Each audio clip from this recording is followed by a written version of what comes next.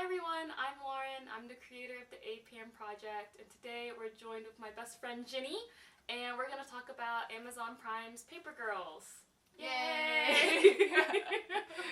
um, Ginny, tell us about yourself and why you chose Paper Girls. I'm Ginny Lamb, and my parents are immigrants from China, and I grew up mostly in Memphis, and I chose Paper Girls because I like sci-fi. Yeah. So this was both of our first times watching Paper Girls. We both really liked it. So for backstory, it's about these like four 12-year-old girls who are paper girls, and they are taken to the future, and that they're taken to the past, but it's also their future still. Lots of time traveling. For a lot of these girls, the paper girl job was their first job. Do you remember what your first job was? My first job outside of working for my parents' restaurant was working at Walgreens as a pharmacy tech. Nice. How old were you? I was 18. Oh, okay. For some reason I thought you were younger than that. Did you like your job at the time? I liked it at the time. Yeah. Did you feel like adult by having the job? Yes. Yeah. I was pretty excited to do something that I thought I was going to be doing. You kind of still are doing it. Yeah, in a way. Well, I thought I wanted to be a pharmacist. Yeah. And so working in a pharmacy was cool. Yeah. And then I was not a pharmacist. Yeah. My first job, where I was like on a payroll, I guess, was at our university. I was a mentor, and I got paid like $8.25 an hour. Wow. And then I worked at that fan place, the ceiling fan place, after that, which was after graduation. So yeah, definitely. I guess both of us didn't end up staying like with what our first jobs were, but still probably very helpful, like good skills to learn. Yes. So a lot of the girls in Paper Girls, they meet their future selves, or they find out about their future selves. And some of them are really excited, and most of them are kind of disappointed about how their future selves turn out, because I think they're disappointed because it's not who they thought they were gonna be. So when you were like 12, what did you think you were gonna be when you grew up? So I think when I was 12, I was really wanting to be like an inventor of some sort. But then as time progressed, I was like, oh, my parents want me to be a doctor. I guess I'll try it out. And I did have a little bit of experience like volunteering at the hospital when I was like in 11th and 12th grade. And that was cool, but that's a lot of school, and I don't want to do that. I think, well, like Erin thought that she was going to be, so Erin is the East Asian character in the show. Erin thought that she was going to be like a descendant or something, and then her sister was going to be a lawyer? I don't remember. I think she wanted to be a lawyer. So her sister ends up becoming a pilot, and then she ends up like, actually I don't know what her job ended up being in the future. She's like a paralegal. Oh, she was a paralegal, yes, okay. But like you said, like your parents wanted you to be a doctor, or like try being a doctor. Do you feel, like, what do you think about like East Asian parents, the stereotype of them putting like pressure on their kids to like pursue STEM or like be a lawyer? And like in any way, did you feel like you kind of like owed them to try it because of what they've done for you? Like my parents, when they moved here, like, you know, they want their kids to like live this like American dream, and like it would make them really proud to know that you like succeeded, and those are very like successful careers. So did you feel a lot of that pressure? Yeah, I would say I felt that pressure. I don't know, I feel like I've always been that person that kind of goes with the flow. I'm pretty good at being told what to do when I was younger, but as I got older, I think I was just like, well, I'm just gonna do what I want to do. Yeah. And I think that, I mean, there is a reason why, like, immigrant parents or Asian parents put a lot of pressure on their kids to pursue STEM, because I think in their mind they're like, oh, STEM, people will always have a job in STEM, and so they're just like worried for their future in the sense that they can survive. Yeah, I think it comes from that fear of like, they know what it's like to struggle and not have anything. Like, you so often hear like immigrant like parents, like when like even like when Norali, she was like, they like came over and they like walked in their flip flops, and like Simon was like, my family came with like 4 suitcases, you know, and so they know what it's like to have pretty much nothing, and like they don't want you to ever have to worry about like having nothing. I think it does come from that fear, from like a good place. Yeah. That they want you to be comfortable. Yeah, I mean, they're also, I feel like coming from that, they're always like in survival brain. Mm-hmm. Or like survival mode, and that kind of just transfers onto their kids. Yeah. But at the same time, I do feel privileged to not have to worry or actually be in that survival mode at all times. Mm-hmm. Whereas they would have to. Mm-hmm. Yeah, I think so too. Do you think your 12-year-old self, if they saw you now, would be like proud of who you are? Like, do you think they'd be like, oh, that's really cool that you do this? Or do you think they would be like some of the other characters that were like, what happened with your life? I think my 12-year-old me would be proud of myself. I mean, I'm proud of myself now and everything that I've accomplished. But I don't, trying to think how I was when I was 12. I know, it's so long ago. I don't know. I feel like before I hit like 14 or 15, I wasn't very concerned with, I don't think I was as concerned with what I wanted to do. Mm-hmm. I think when I was 12, I was just enjoying life. Yeah. And just kind of doing fun things. Yeah, we were like starting middle school when we were 12.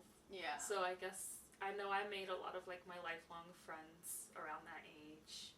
And yeah, we would just like go to each other's houses and like go to Target or whatever and just like have fun. Yeah, I wanted to be a pediatrician. And it was so funny because just the other day, I volunteered at my church for like 2nd graders for like 7 years. And I was telling my mom, I was like, yeah, to think I wanted to like be a pediatrician and like spend every day with kids, because I would just volunteer like once a week with these kids, and they were a lot. And then I was like, man, I was about to dedicate like my whole life to like working with kids. I can't imagine. I like kids, but I don't know if I could handle like taking care of them all the time. Yeah, I think my younger self would think my job now is cool, because I remember when I was like maybe 13 or 14, I started really having a strong interest in animation and animated movies. And I always kind of wanted to try to pursue animation, but I was really scared that my parents would like disapprove of my choice to go into like arts. And so I kind of kept that to myself, where I would say like, well, my dream job is to like work at Disney, but like my like practical job would to be a pediatrician. And I think younger me would be happy that I like decided to pursue, something along those lines, like movies. Because I think I was so like ashamed of wanting to do something that was like out of the norm. And it's really scary when like your whole life you're like taking classes and volunteering and stuff, thinking you're gonna be like a doctor, and then I felt like I kind of wasted a lot of my like years. Like, oh, I like spent my summers like volunteering, which is not like a bad thing. Like, volunteering is a good thing to do, but like it was mostly for the purpose of like building your resume and having those hours. Yeah, having the hours and like shadowing. I could have probably had a higher GPA if I had realized sooner that I didn't want to go into science. But I think that's what, like you were saying, like you're proud of yourself now. I think that's what, when the girls meet their future selves are proud of who they are too. Mm-hmm. Yeah. And they're not afraid to be themselves, and they have to tell their younger selves, like, maybe this isn't how you thought your life was gonna be, but I'm like happy, and like you're 12, you don't really know, what life is yet. Yeah. And so I thought that was really nice. Like, I liked all the older versions. It was like Ali Wong, and the girl who played older Tiff was really cool. We didn't see much of older KJ, but like obviously like very like really like shocking like self revelation that she didn't even know about her own self. So all in all, like really good character development. So Erin mentions in like the first 1 or 2 episodes, like she's so desperate to go home when the sky starts turning pink and like there's a storm, and she's like, I have to get home because if it's an invasion, like my mom like doesn't really speak English well, like she's not gonna know what to say. She mentions that she like take cares of like the checkbook and stuff. My mom had to do that with her parents. She had to like translate for them, and like my parents owned a grocery store, so she had to help like with paperwork and stuff like that, and it made her kind of have to like grow up kind of fast, like be an adult, while you're like still a teenager or a kid. Did you have to do any of that with your parents? I've had to fill out paperwork and call people from a very young age. Yeah. I don't know that 12-year-old me had as much responsibility as Erin did. Because my mom was pretty good with her English. I feel like before a certain age, my parents did let me be a kid. But I feel like now I do, like, even though I know that they can do things now, I feel like if we do travel together, like, I'm the one that's supposed to take care of them and, like, go through, like, if we travel, like, go through TSA, or, like, if we're traveling to, like, another country, I would, like, fill out the paperwork and make sure we go through customs and everything. Passports and all that stuff are up to date. Not even that extreme stuff, like, my dad was born here, and my mom's lived here since she was, like, 10. So, like, you would think they'd be very, like, English savvy, but, like, I still have to help, like, my dad, like, with, like, his emails, like, grammar, things like that, or, like, sometimes my mom's like, is it, like, was or were, or, like, how do you spell it, or whatever, and I think it's because they grew up with parents who didn't speak English very well. Like, my grandma still doesn't know, like, almost any English, and she's been here for 50 years. And so, like, they're so used to, like, having to speak Chinese to them, but then speak English everywhere else. So I think, and Jenny and I have this conversation a lot, we don't know American idioms because I think our parents either said them wrong or but they're also just really weird. Like, American idioms are just really weird in general. And the English language is really hard to learn, and it's just really strange. Do you feel like how Erin has to, like, be responsible for, like, her mom and her daughter, or her sister? Like, do you already have in your mind, like, that expectation that you're gonna have to take care of your parents one day, and, like, they might live with you, or, you're, like, mentally prepared for that? It's something that I stress about a lot. Mm-hmm. Growing up, my parents had that, like, survivor mentality, so growing up, my parents have always been like, oh, you need to make sure you make enough money to, like, support yourself and, like, your future kids and us. So, like, I constantly worry about making enough money to support everyone. Yeah. Something that I stress about a lot. Yeah. I feel like I'm so focused on the day I'm gonna have to take care of them that it kind of, I'm, like, trying to plan for that now, like, just, like, where I'm living, basically. Where are they gonna live? Where am I gonna live? Yeah. And, like, I think a part of it, like, hinders me because, like, the past couple years, people are like, are you gonna ever, like, leave Memphis? Where are you gonna move to? And with my sister being in California, not that I ever want her to feel like, you know, like, guilty for being in California, because she shouldn't, but, like, it makes me have to think about, like, where is she gonna be and where am I gonna be? Yeah. And then where are my parents gonna be? And which one of us is gonna end up having to take care of them and, like, have them live with us? Because they always told us growing up, like, we'll just live wherever you and Kelly end up, and, like, wherever the grandkids are. And it's like, what if Kelly and I don't end up in the same city? And then it's kind of like, I don't know, I feel like it's not fair, like, if just one of us takes the parents, like, has to deal with the parents the whole time, and the other one doesn't.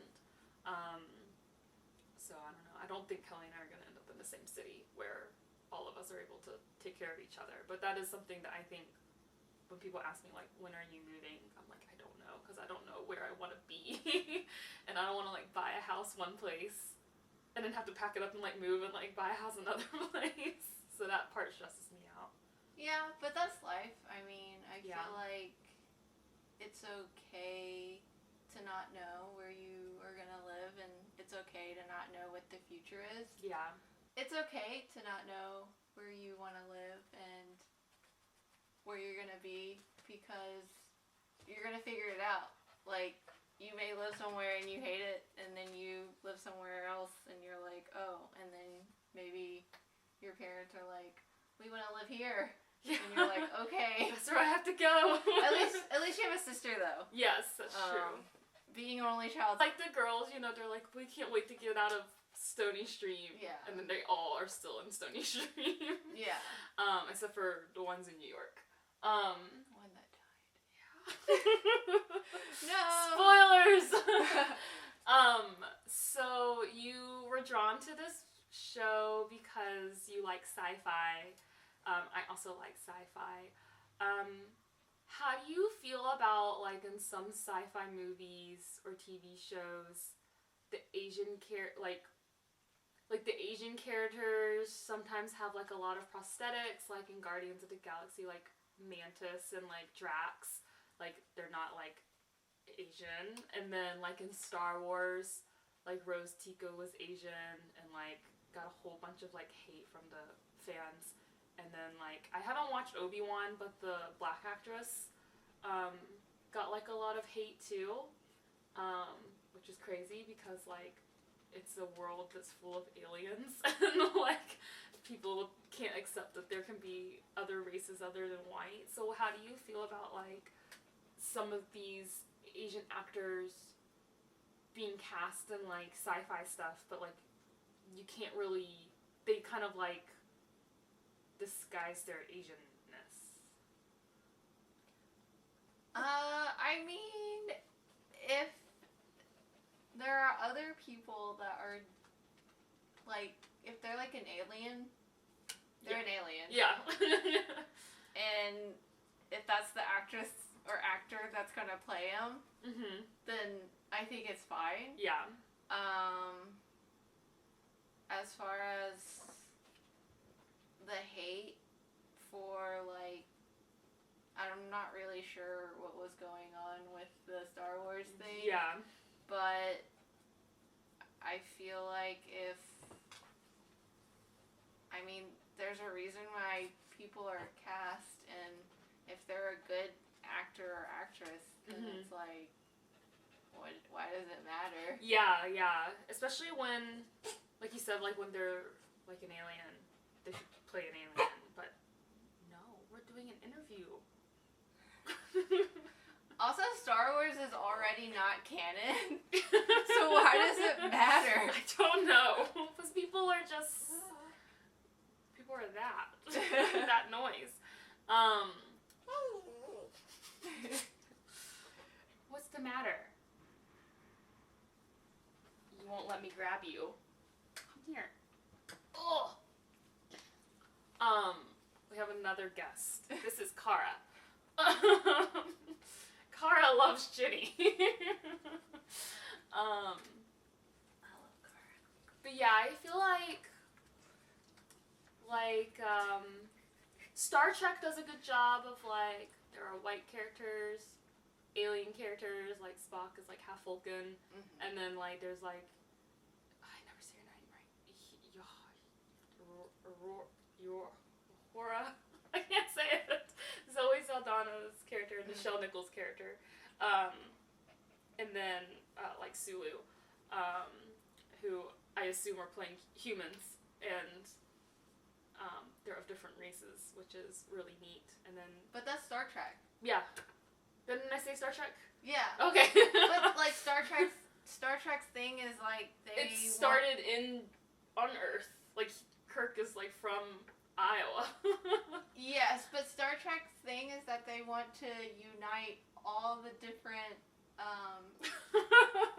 like, okay, yes. like aliens and humans. Yes. So it makes sense. That does make sense. Yeah. I think that, I don't know, I feel like